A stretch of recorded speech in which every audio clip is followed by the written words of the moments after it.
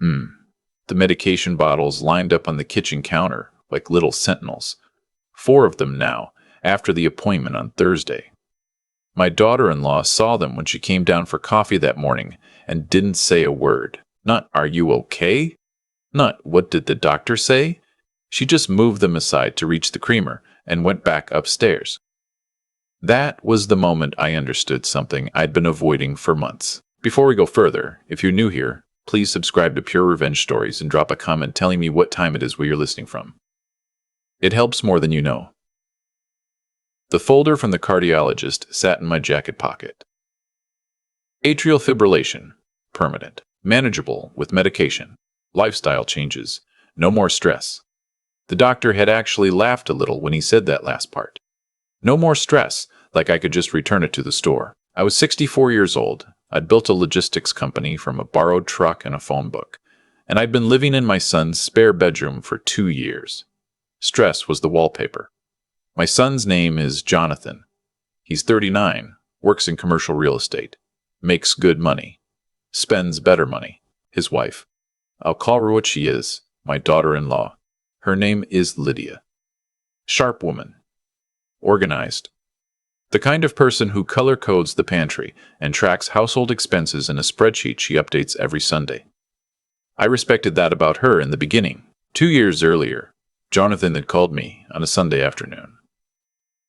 His voice had that particular tightness he'd had since childhood when he wanted something he wasn't sure he'd get. "Dad, we found a place in Scottsdale. 4 bedrooms.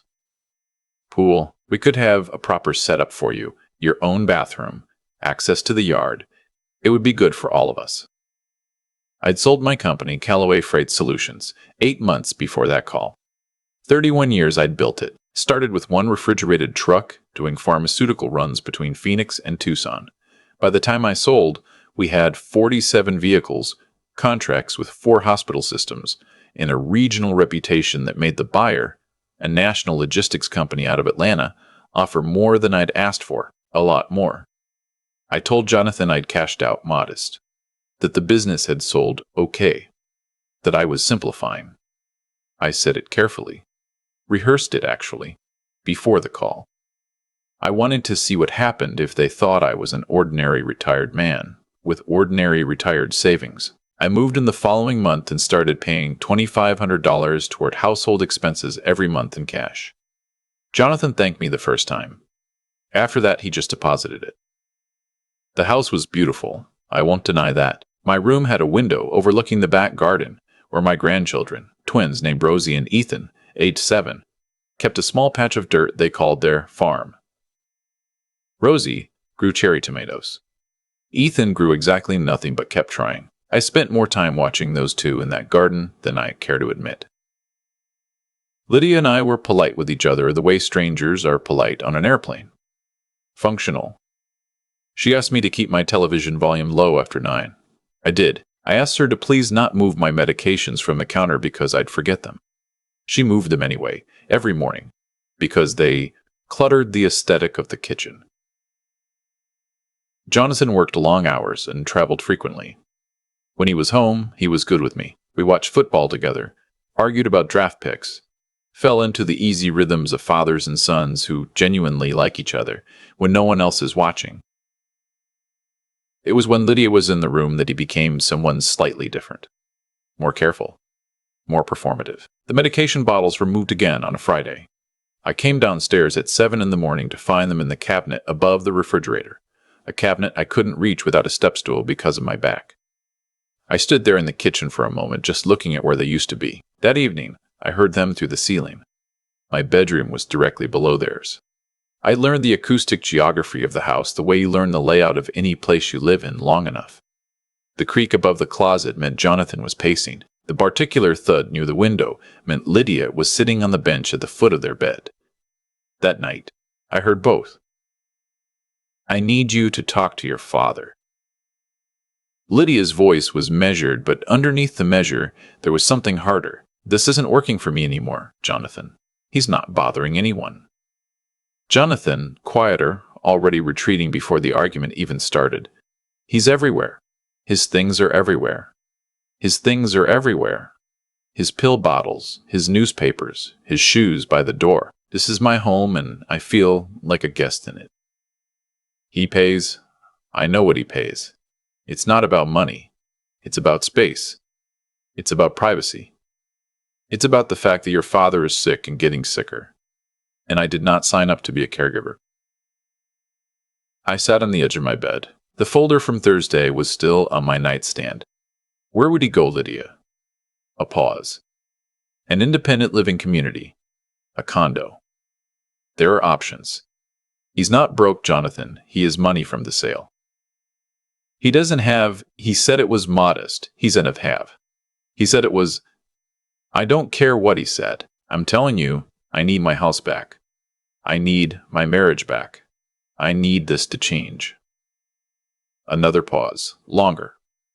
Give him until the end of the month.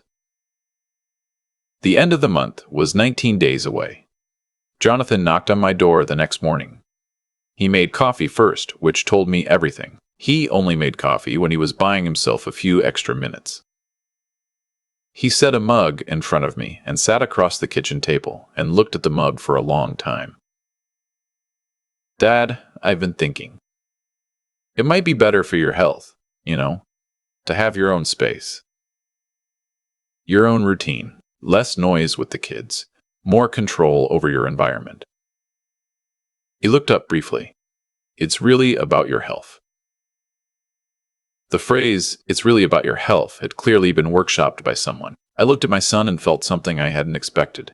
Not anger, not hurt exactly, but a cold clarity, like a lens finally focusing. I understand, I said.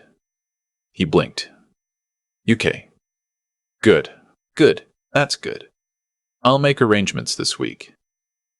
He nodded and drank his coffee, and we didn't speak about it again.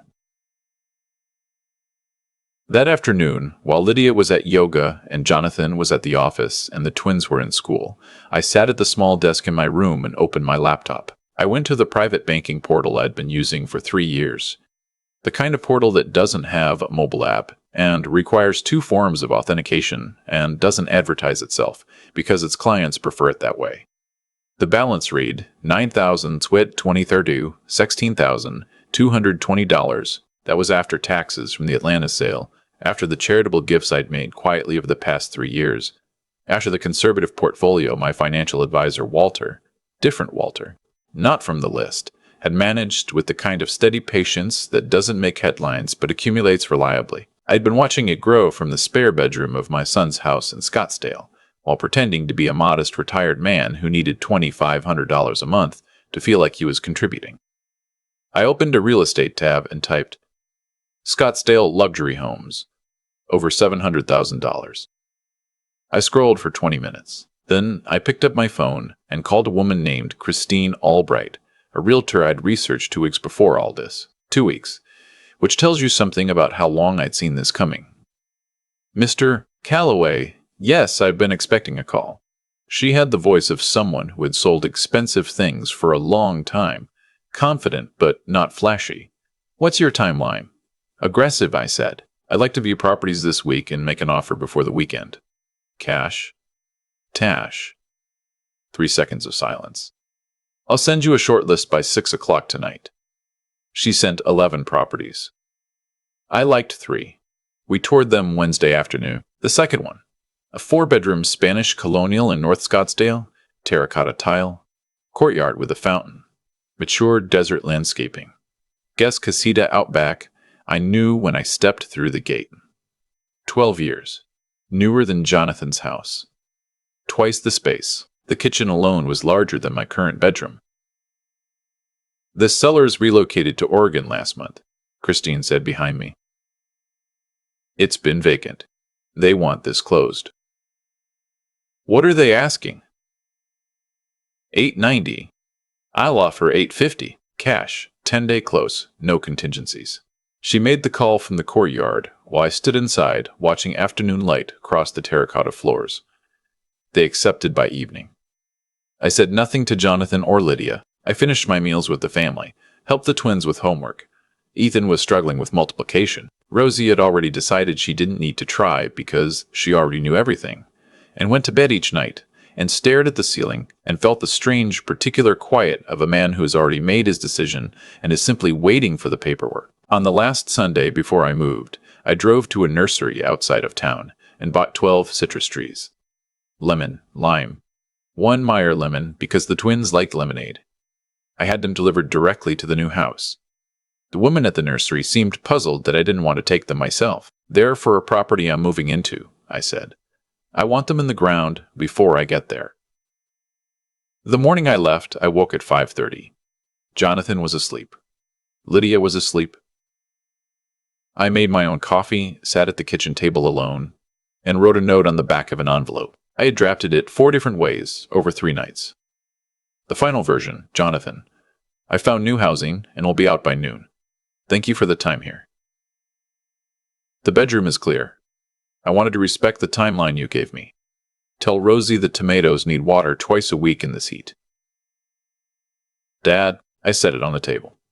Under the corner, I placed an envelope with $2,500 cash, my last month's contribution, prompt as always. Then I folded one more piece of paper and put it beside the note. A business card for Anderson and Price, a business law firm in downtown Phoenix, and a note in my own handwriting that said only, regarding the loan agreement dated March 2022. Their attorney will be in touch. The movers arrived at 8. I'd hired a company from outside their neighborhood on purpose. Jonathan's networks ran deep in local real estate, and I didn't need the story spreading before I was ready. By 11:15, everything I owned was in the Spanish Colonial in North Scottsdale. By noon, I was standing in the courtyard, listening to the fountain run, watching a hummingbird investigate the bougainvillea I'd asked the property manager to plant against the east wall. Jonathan called at 2:47 p.m. I let it go to voicemail. The message was 6 words. "Dad, please call me. I'm sorry." 6 words after 64 years. I didn't call back that day. I unpacked my study instead, organized my books, set up the desk by the window that looked out over the courtyard. The twins would have the guest casita when they visited. If they visited. I put 2 twin beds in there and painted the walls a soft sand color. I'd also bought a small tomato planter and set it on the casita porch. Rosie would notice. What Jonathan discovered when he called Anderson and Price was this: 3 years earlier, when I'd given him $120,000 toward the Scottsdale house, $80,000 toward the down payment, $40,000 for the renovation of the primary suite, and the backyard pool that Lydia had wanted. I had done so through a properly structured loan agreement.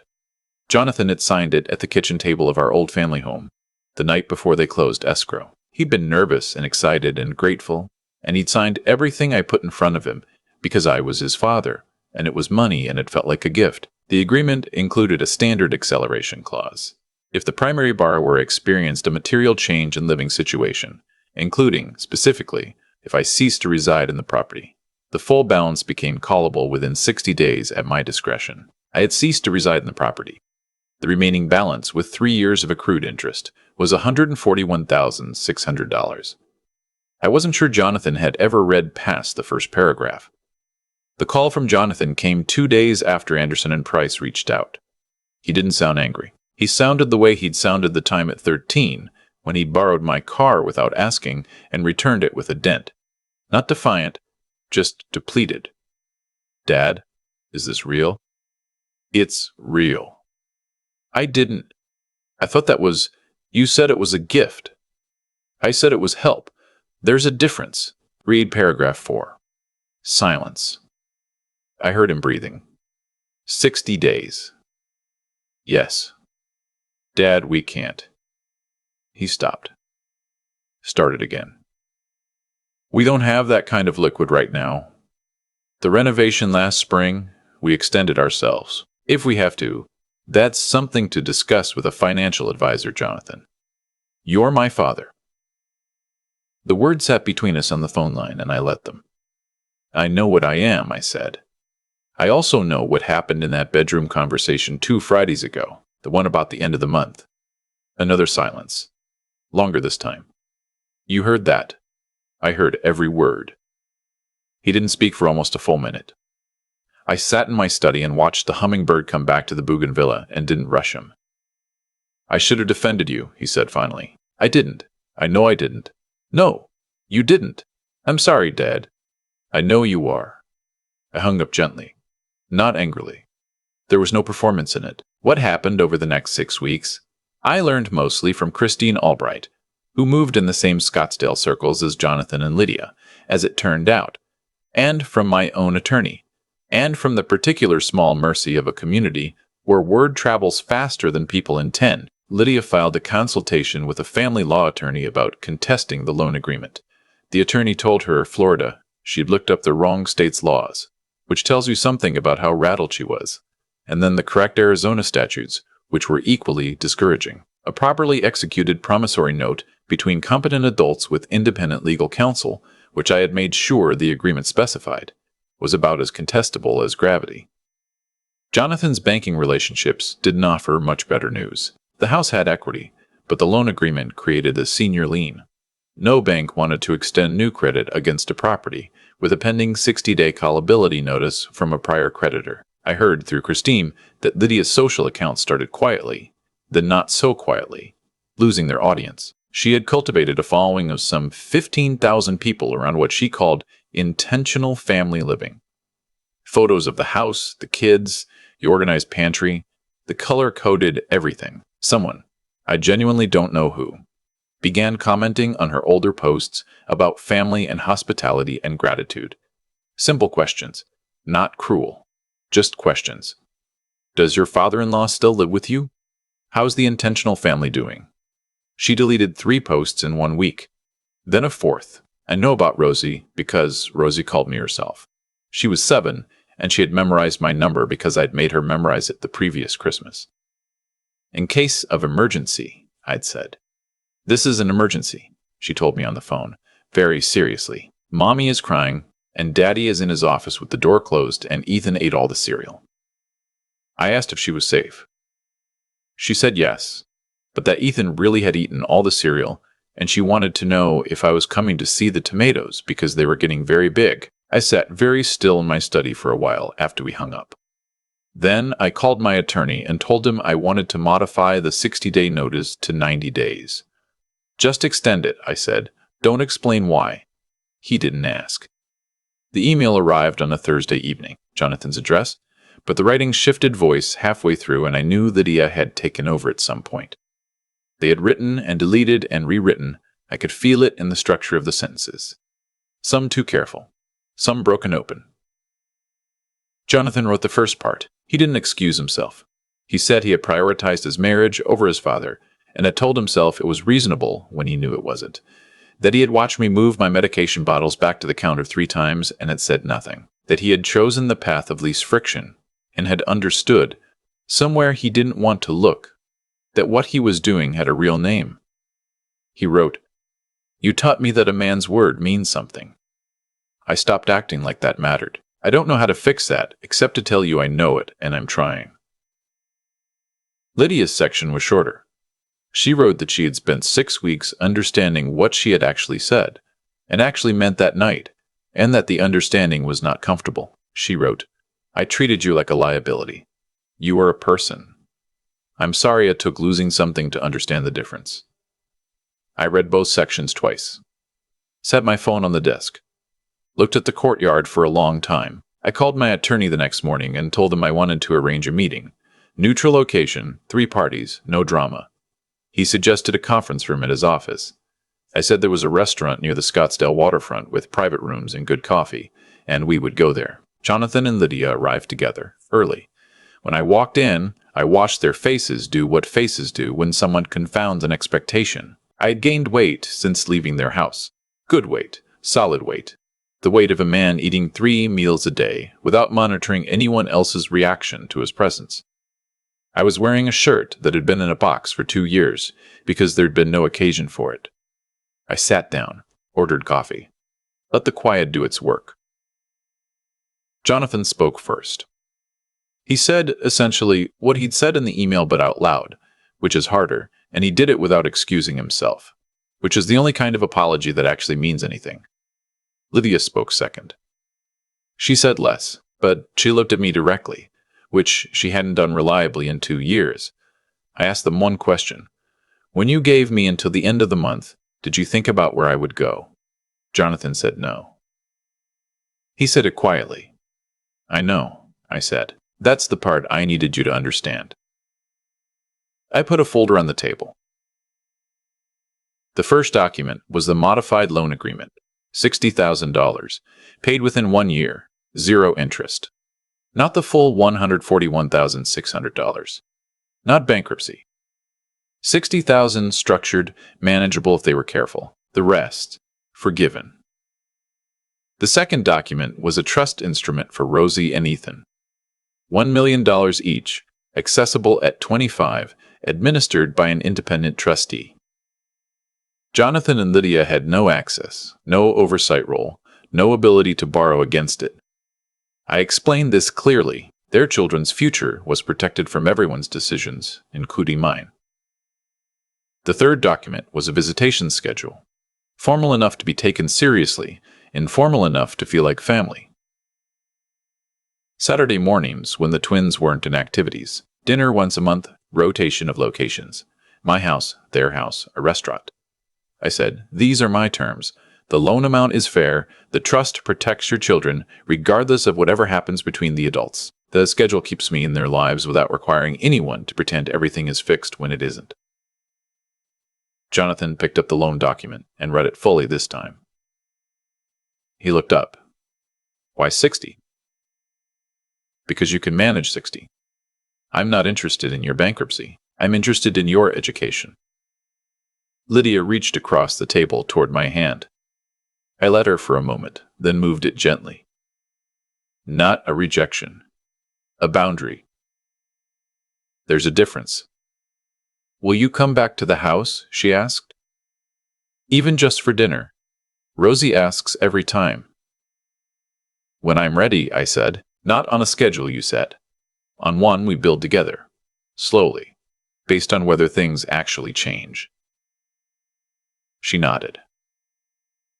Jonathan nodded. They signed everything. I drove home along the perimeter road, windows down, late afternoon light going gold over the desert. The Spanish colonial was lit warm when I pulled through the gate. The citrus trees along the back wall had put out new growth, small and pale and determined, the way new things are. I made dinner in my kitchen, real counter space, no one moving my things, no sound from the ceiling above me. Ate on the back patio and watched the sky go from orange to purple, to the particular deep blue that comes just before dark in the desert. 3 weeks later, Rosie and Ethan came for a Saturday visit. Rosie found the tomato planter on the casita porch before she found the casita door, which is exactly what I'd expected. Grandpa, you have tomatoes. I thought you could help me with them. She considered this very seriously. Mine are bigger. They've had a head start. These need your expertise. She crouched down and began examining the plants with the focus of someone who has decided they are an authority. Ethan stood beside me and tugged my sleeve. Grandpa, is your heart okay? Daddy said you have a heart thing. I take medicine for it. I'm careful. Does it hurt? No, buddy. It mostly just means I can't eat as much salt as I used to, which is annoying. He thought about this. That's not that bad. No, I said. It's not. We had lunch in the courtyard. Sandwiches. Lemonade from the Meyer lemon tree that was still more promise than production, but working on it. And I listened to them talk about school and friends and a video game I didn't understand, and a disagreement about whose stuffed animal was technically whose. Normal things. The ordinary weight of being someone's grandfather. Jonathan picked them up at 3. He stood at the gate while the twins said goodbye, giving me space I hadn't asked for but appreciated. When they ran ahead to the car, he turned to me. They had a good time. They're easy to have a good time with. He nodded. Hands in his pockets, a posture I recognized from adolescence. The waiting to see if it's okay posture. See you next Saturday, he asked, not assuming. Asking. Yes, I said. Next Saturday. I watched the car pull out of the gate and stood in the courtyard after they left, in the quiet. The fountain ran. A bird moved through the bougainvillea.